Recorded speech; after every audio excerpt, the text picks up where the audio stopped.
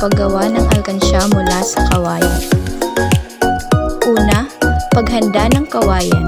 Pumili ng matibay na kawayan at putulin ito sa nais na laki. Linisin at patuyuin ang kawayan.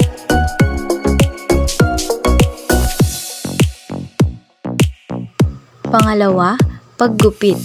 Gamit ang lagare, gupitin ang kawayan sa hugis ng alkansya.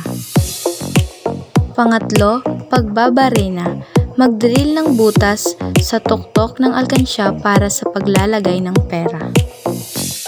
At ang pang-apat ay ang pagtatapos. Maaring lagyan ng pintura o barnes ang alkansya para sa proteksyon at kagandahan.